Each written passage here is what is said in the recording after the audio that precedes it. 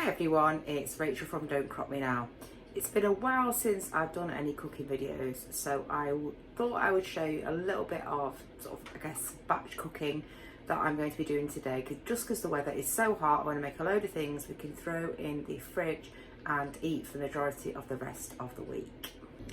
So let's have a look at some of the ingredients I'm going to try and use up. We've got a load of beans. These are the beans that we picked yesterday. Got potatoes here. It's not all the potatoes because there's also all these. I don't want to cook them all at once, so I think I'll leave them in the salad drawer. I used one of the courgettes already. I made a sort of bit of a stuffing with the beetroot leaves that I used in a stuffed flatbread that we had yesterday. So I've just got the one courgette left. There's the shallots. We've got some eggs. We've always got loads of eggs. Beetroot, carrots, obviously they were picked yesterday. I've got a couple of really overripe avocados that have been in my fridge from a recent shopping trip when we actually did go to the supermarket a couple of weeks ago. I made this pesto yesterday from the carrot tops. So that is a mixture of carrot tops, garlic, parmesan, rapeseed oil and almonds for that. So I'm not going to use all of that, but I think I'm going to put that on some as a dressing, I think, on some of these beans for a salad, and then I will sort the rest of that out and we can put that basically in the freezer in portions. I took out of the freezer a couple of things of halloumi, so I'm going to use that, I think, with that, well, at least a little bit of that with that courgettes, and just make some courgette fritters with the eggs. I do have a bit of, this is mango, which I took out the freezer. Obviously in this country I did not grow that, but I have that in my freezer, and I think I'm going to make some sort of salad with that, with maybe the shallots and some of the chilies. Yeah, and a coleslaw with the beetroot and carrots and a little bit of onion. I think that's my main plan. So I tend to make these things up as I go along. So let's see what we get up to. So to make this coleslaw, I'm not going to use any cabbage item, mainly just because I didn't pick any from the plot. So it's just grated beetroot, grated carrot and sliced onion. That's the vegetable base. So I'm just going to give this a little bit of a mix. You can really make coleslaw with whatever you want. I might use my hands actually just to break up these onions. So I put these through the food processor because I was using it for grating the courgette as well, so it was just easier to do that. If I'd have had more onions at home, I'd have probably put more onion in this, but we didn't, and I didn't bring any more back from the plot. So to do a really simple dressing for this, I guess more like a traditional coleslaw dressing, I'm going to put some mayonnaise in. So I'm not saying this is the most healthy recipe. I like to do a mixture of mayonnaise and salad cream in coleslaw. And the salad cream's obviously got a lot of vinegar and stuff in it, so it makes a nice dressing. But I usually put a bit of lemon juice in as well. And then I've just got some freshly chopped chives from outside in the garden.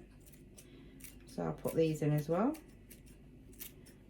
Obviously you can make these as finely chopped as you want.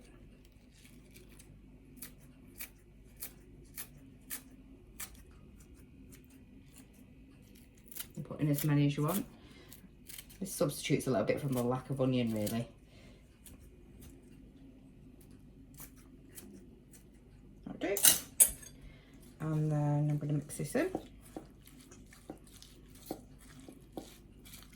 Sometimes, or quite often, I actually use Greek yogurt as the base of this rather than the mayonnaise, but we didn't have any left. When we were unwell, when we had COVID, I actually did an online shop. That's where the avocados have come from, and we had some Greek yogurt from that as well.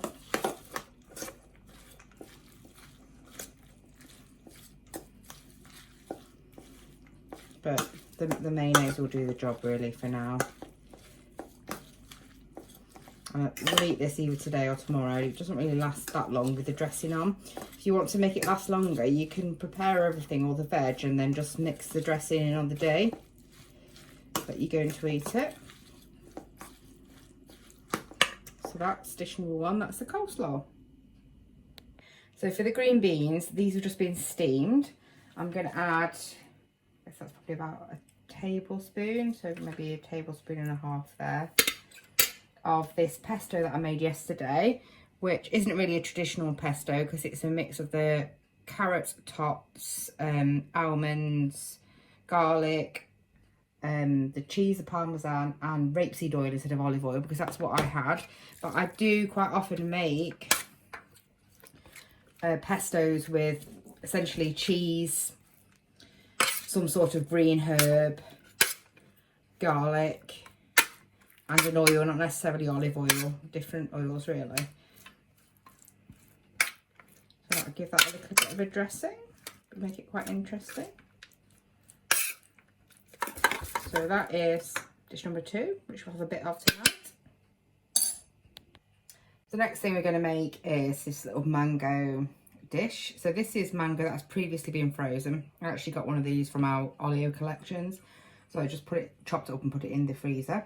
I'm going to add one chopped tomato, which I just took out the greenhouse. There's one chopped shallot and a chopped chilli in there. And then I'm going to put about half a teaspoon of our dried parsley and a bit of lemon juice,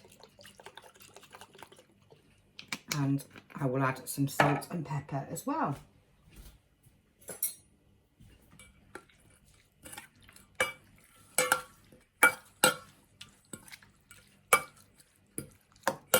So I'll add some salt and pepper to that as well, but that's it.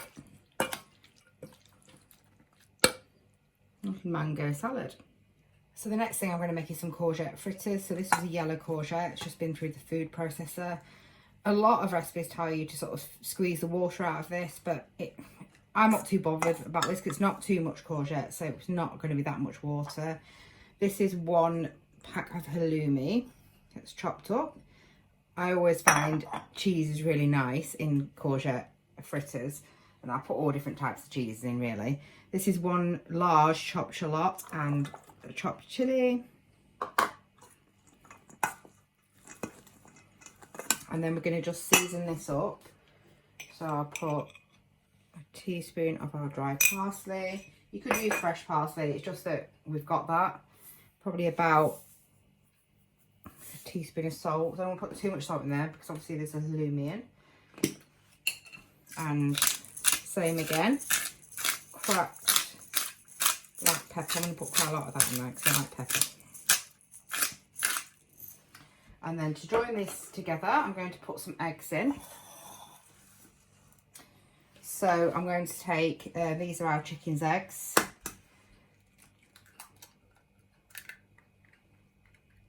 So it's 2 eggs. And we did have this tiny little wind egg, which is when the chickens are either coming into lay at the beginning of their life or coming out of lay at the end of their life. They can lay these really small eggs. And this tends to just be no yolk and just a bit of the white. So I might as well put that in. I seem to have got a tiny bit of shell that I missed there. Got that out.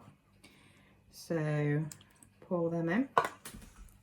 So this is really the binding ingredient.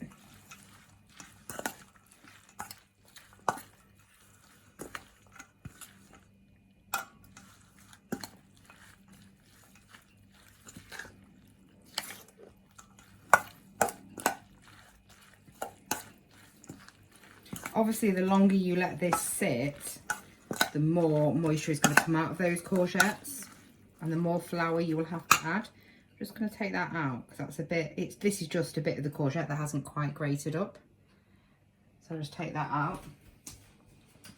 And then I'm going to add, this is just plain flour or plain or all-purpose flour.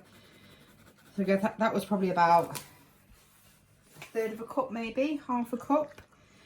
So I tend to just add this until it brings it together enough. This is just to give it some stability when you're cooking.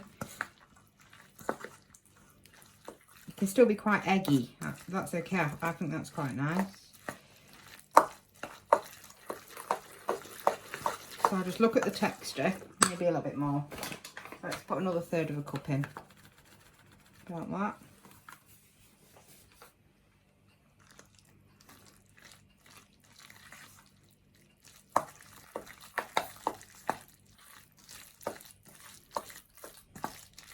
I mean, you could have chopped your shallots fine and put them through the food processor if you want, but I quite like the chunks, so that's fine. And then what we will do is just sort of shallow fry some little dollops of this. So we're going to make a bit of a dressing with this avocado. The other avocado is a bit past its best, so I've thrown that one away, but this one looks all right. So that is 1 really ripe avocado. Probably about a tablespoon of peanut butter and a clove of garlic in there. A little bit of salt. Tiny bit there. And some pepper.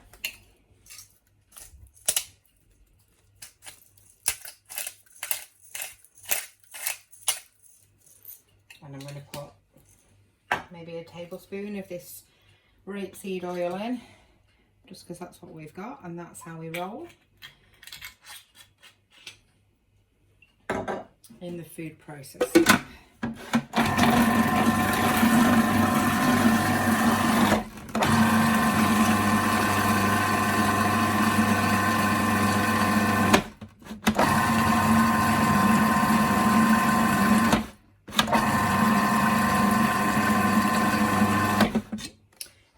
Guacamole, I guess. Just going to taste that. Spoon's just had the peanut butter on. Just going to taste that. Really creamy actually. It's really nice that.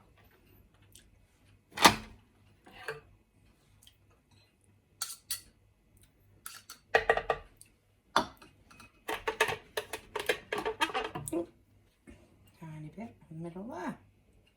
There we go. My version of a sort of cheese guacamole, I guess. There we go. So we've got that as well. So we've got these potatoes. I think we're just going to have these like they are. They're just cold now. So these are just steamed new potatoes. And I can put the rest of them back in the fridge, which means that we can be easily made into anything else, I guess, later in the week. So we're just cooking the courgette fritters. So excuse the noise, that's the fan. So as you can see over here, I've not got much oil in the pan, but this is a really good cast iron non-stick pan really, so you don't really need it. And we're just cooking these until they're cooked through, flipped a few times. Excuse the splashes of oil from previous cooking on the cooker. And as you can see, they're just about done, so I'll take them out. So this is our dinner for tonight. So we've got a bit of the coleslaw, the beans with the dressing, the mango salad, a few potatoes, the sort of makeshift guacamole type dressing, one of the courgette fritters, and this is like a vegetarian type sausage which I just had in the freezer, so I've just put them in the oven. And as you can see, we've got lots of stuff that is left over. So we've got lots of these fritters, we can eat these later in the week. There's loads of this pesto left, so that can be used for various things. Right, we've got a few of them sausages left because we just had one each. And then we've got the salads left here, the mango salad, the green bean salad, the coleslaw, and a load of potatoes that are cooked. So that means that we will be able to use these salads through the next few days to try and stop us having to do so much cooking in this horrendous heat wave that we've currently got here in the UK. So if you've enjoyed the video today, please like, comment and subscribe. It only takes a minute, but it really helps our channel. Bye everyone, take care.